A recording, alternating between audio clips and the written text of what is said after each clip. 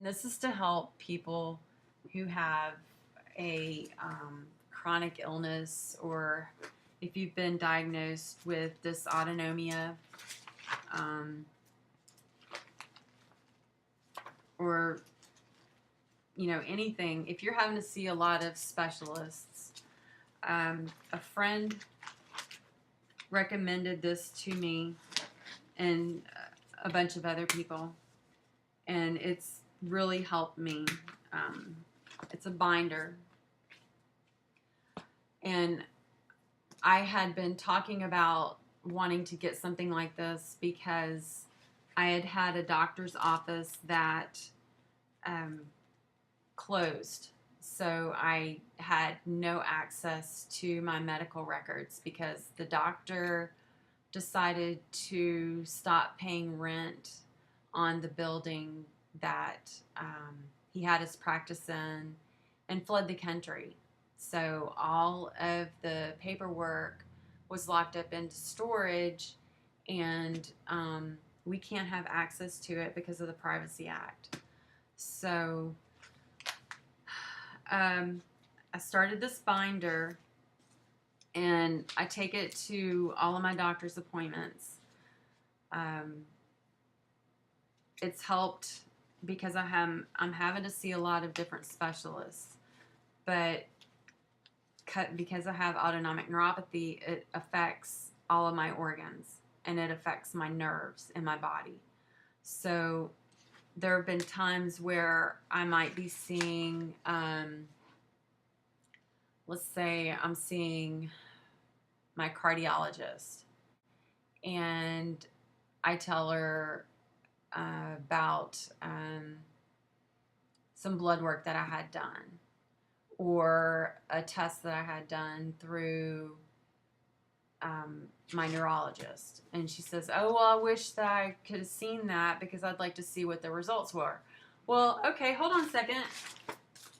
Here you go. And they just all look at me like, "Wow, and well, what do you got there?" And it's like, well, I have all of this sectioned off, as you can see.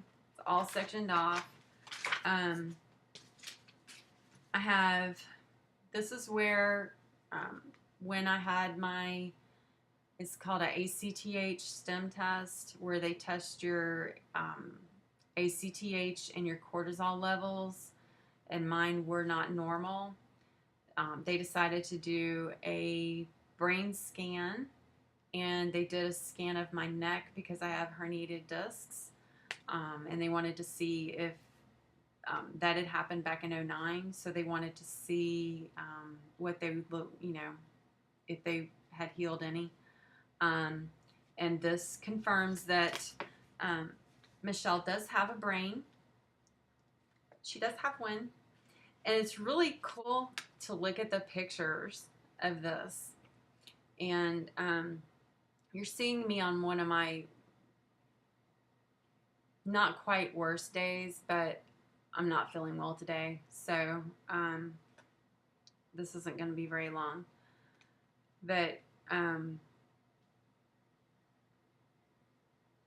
anyway, it's really cool to look at the pictures on this because they do so many of the brain, and it goes deeper and deeper, and it makes pictures, and one of them looked like an angel.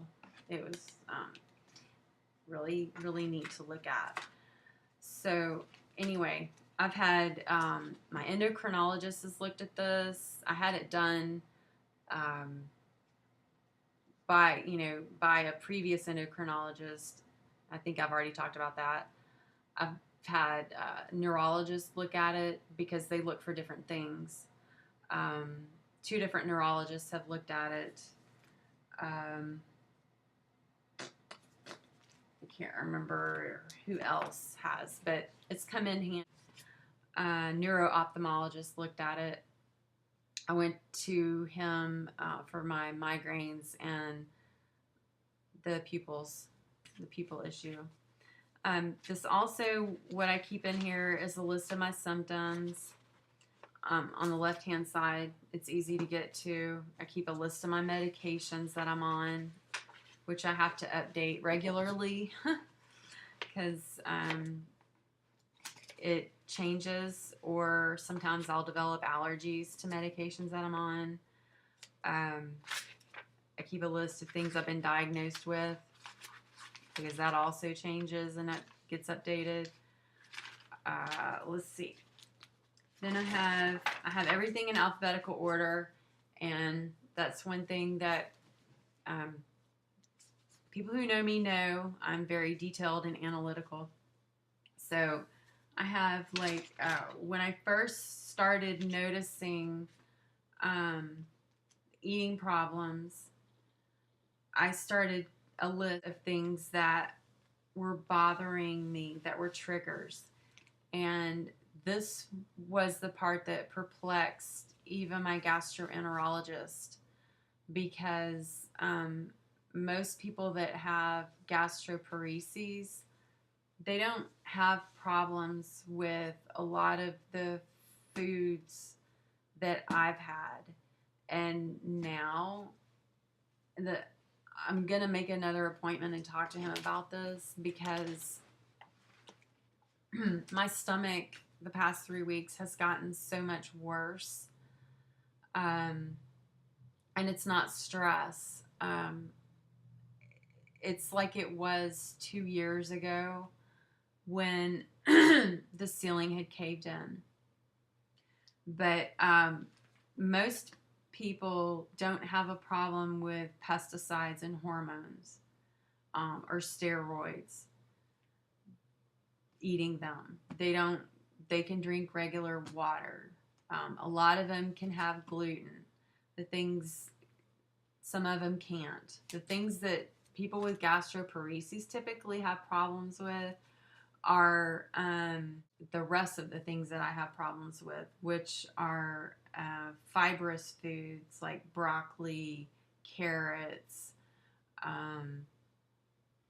raw vegetables, red meat, things like that, pears.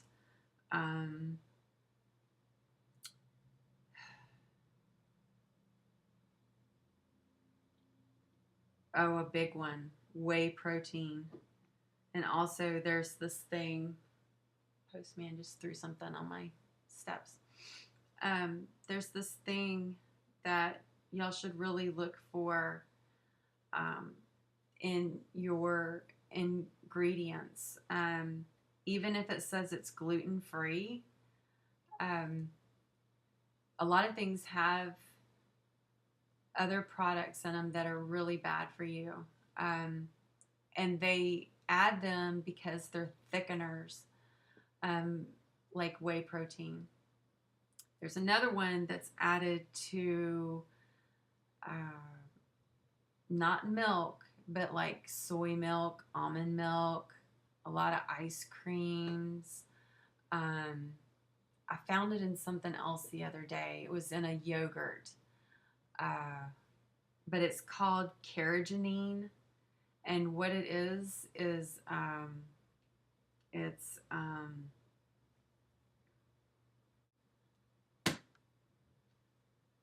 I cannot think right now. Seaweed. And I don't understand the difference between that and the seaweed that I've always been able to eat in Japanese restaurants, but I cannot eat it. And a lot of people that I know that have this cannot eat it. Anything that has it in it. It is really, really bad for your stomach. But anyway, stuff like that and cauliflower. But now, knowing what I know about how this toxic mold is affecting my body, it doesn't surprise me that anything that's toxic, like pesticides and hormones and steroids and our water supplies that have chemicals in them, it doesn't surprise me that those things would cause problems as well. But so I have that. I have where I've been tested for different allergies to foods. And then I have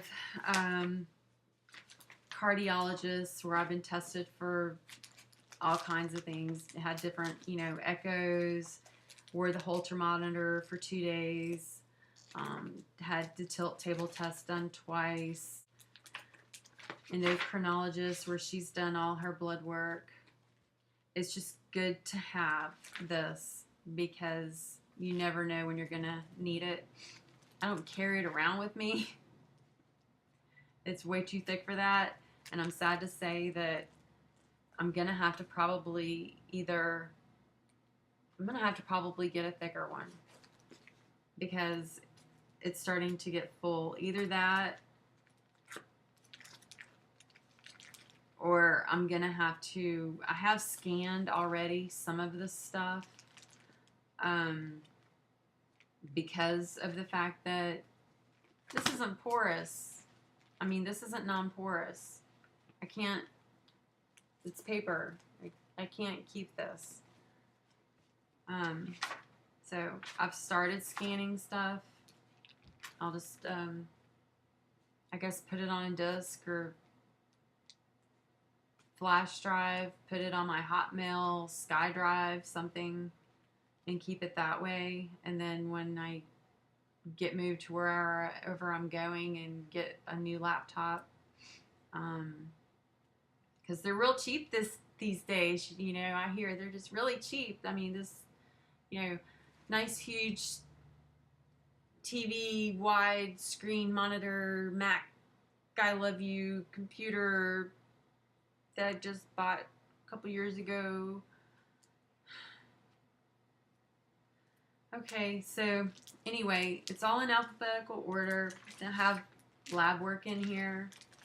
And what I did with the lab work was I would either highlight things that were abnormal or put a star beside them if I had questions about them.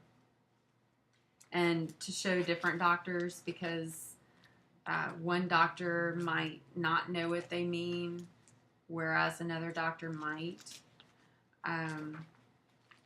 Radiology reports. I have my autonomic testing in here.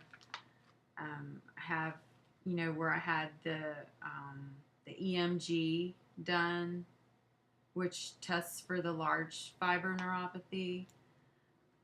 And I had here's where I had the 3-hole punch done. But anyway, I have this, and then I also have a migraine. I have this. I said that I have had a journal. This I started in August of 2012, and it is up to date. It's not every day. It's just when things would get worse or something would change or I would get a new symptom or if I got dizzy, felt like I was going to faint or felt sick, had a major stressor and got sick.